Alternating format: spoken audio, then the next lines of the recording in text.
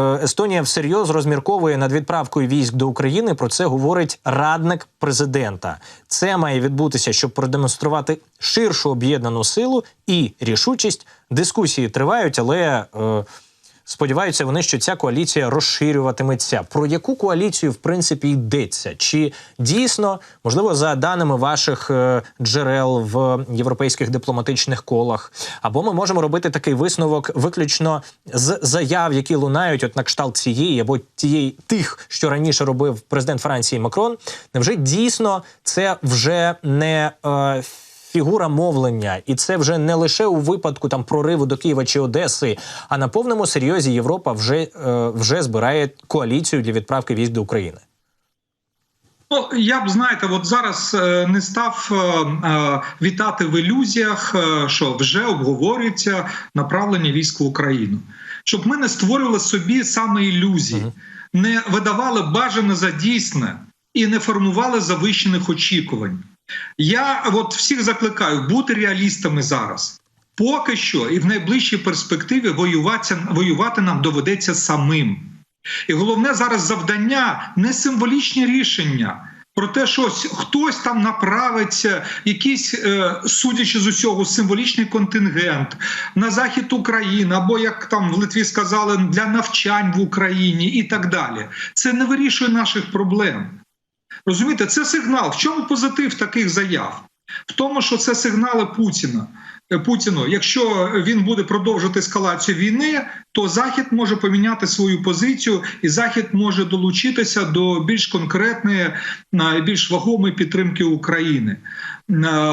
З іншого боку, да, це інструмент стримування, хоча б на рівні риторики, стримування Путіна.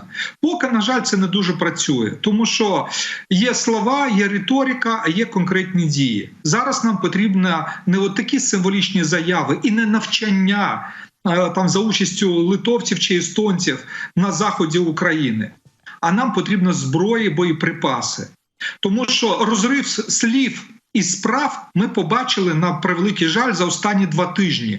Тому що коли ухвалили американську воєнну допомогу, скільки було заяв, що вже найближчим часом, менш ніж за тиждень, ця допомога буде в Україні. Ну, не вся, безумовно, не всі 60 мільярдів, а там йшлося про пакет в $1 мільярд.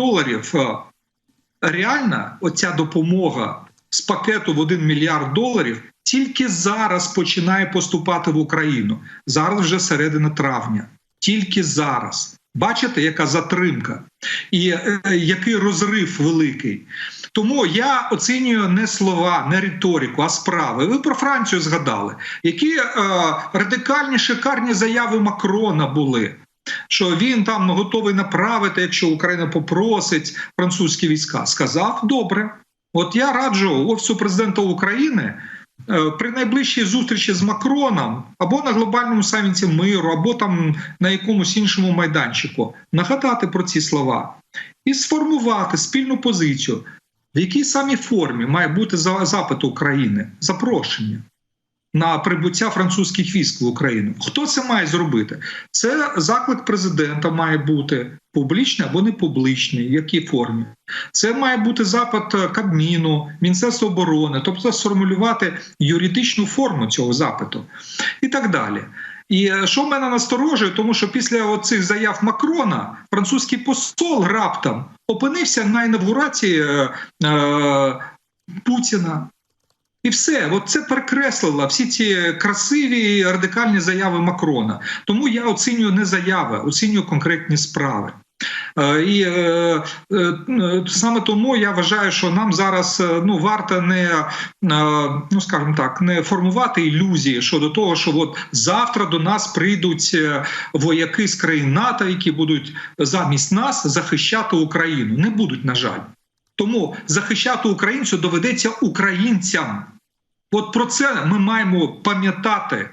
Українцям доведеться захищати Україну. Нас не будуть захищати естонці, литовці, а я вже не кажу там про американців чи французів. От така сувора правда. Так що я в цьому випадку я суворий реаліст і прагматик, і не схильний до фантазії, ілюзії. Да. Але те, що така дискусія йде, і те, що наші партнери з країн Балтії так активно висловлюються на нашу підтримку, це дуже добре. Вони, до речі, так роблять, зокрема, і тому, що вони, на відміну від Франції, чи США, чи Німеччини, вони дуже добре розуміють. Зараз ми їх захищаємо. Поки ми стримуємо росіян в Україні, росіяни навряд нападуть на Естонію, Латвію чи Литву. Ну так, воювати вигідніше на чужій території, ніж на своїй. Це якщо навіть літати у фантазіях, проти чого ви зараз закликаєте, так? Але тим не менше, добре, пане Володимире, ми чуємо заяви про потенційну можливість, розгляд можливості відправки сухопутного контингенту до України під різними соусами, формами, від захисту кордонів до навчання, від заходу України до півночі, і в жодному разі не про відправку на безпосередню лінію фронту. Я не можу одного зрозуміти, чому вони говорять всі про відправку сухопутної компоненти, якщо Україні зараз найбільше потрібна авіація. Авіація в них є потенційно і готові пілоти, і готова інфраструктура. І в Україні, мабуть, в принципі, подекуди є готова інфраструктура для експлуатації F-16. Ми готуємось на зустріч західних натівських винищувачів з тижня на тиждень, або ж з місяця на місяць. Тому виникає запитання, чому ніхто не говорить про те, щоб, можливо, частина західних пілотів могла би змінити громадянство і як українські громадяни сісти на ті такі F-16 у більшій кількості, в значно більшій кількості, ніж 1-2 ескадрилі, а реально 100 пілотів західних, здається, їх і вистачає навіть готових, такої кількості людей, готових з усієї Європи повоювати з росіянами, які вміють оперувати різними типами літаків. Чому про це не йдеться?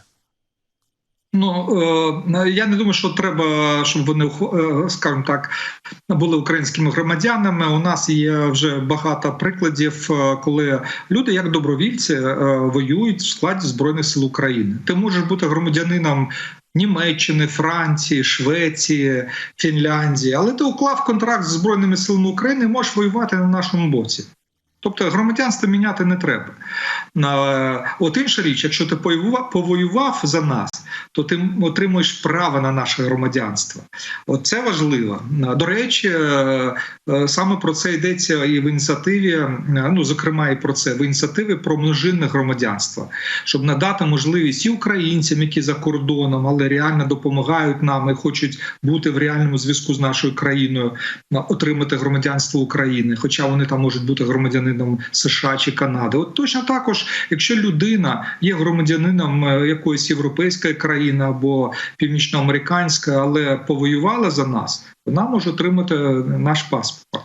Але так, це про паспорти. Щодо літаків, я вважаю, що те, що ви сказали, це, до речі, правильна ідея. В експертних колах це обговорюється. Да, зараз іде навчання і українських пілотів, і це головний шлях кадрове забезпечення F-16. Але ж проблема не тільки в пілотах. На жаль, літаків не буде на 100 пілотів, буде менше літаків. У всякому разі, на першому етапі, скоріше за все, в 2 рази менше буде літаків. Але потрібно, щоб вони з'явилися. Тому що дійсно зараз головна проблема – це перевага росіян в повітрі.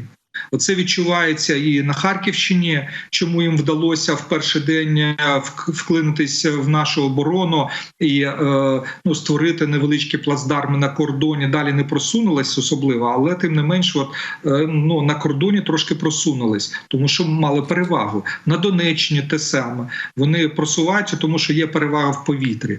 І тому F-16 нам дуже потрібні, як і фронтові системи ППО. Це дуже для нас, артилерійські снаряди, авіації, ППО. Оце зараз 3 головних пріоритети для нас. Не війська НАТО, а от саме ці 3 компоненти. Але якщо будуть пілоти західні, які готові повоювати за нас, я думаю, що про це треба теж вести перемовини, шукати таких людей, вести з ними переговори. Так що це перспективний шлях, і я цю ідею активно підтримую. Але нам треба готувати не тільки кадрове забезпечення, нам треба готувати інфраструктуру для F-16. До речі, це не тільки пілоти, це обслуга обслуга. Там на кожен літак, я наскільки я пам'ятаю, я не військовий експерт, але з того, що я читав, там не менше 15 людей, які обслуговують кожен літак. Це теж потрібна, скажімо так, підтримка кадрова. І тут не тільки українці можуть бути, а й представники наших партнерів, які знов-таки готові укласти контракти з Збройними силами України. Що ж до прямої участі? Отут виникає класична проблема. Вони не готові воювати за нас напряму, тому що це ризик прямого військового зіткнення між НАТО і Росією. А це вже і ризик ядерної війни. Оце головна причина, головна перешкода. І я думаю, що починати треба з малого. Хоча б з того, що збивати силами своїх ППО або своїми винищувачами, тими самими F-16, але на території Польщі чи Румунії. Залетів шахет на територію Румунії, збили російський шахет. Він залетів на вашу територію, на територію країн НАТО, збили його і продемонстрували Росії, що так не можна. Залетіла ракета на територію Польщі, збили її. От таку мову буде Росія розуміти. Набагато більше, ніж просто заяви про навчання на території України. Оце буде більш вагома, конкретна демонстрація сили, фізична демонстрація сили.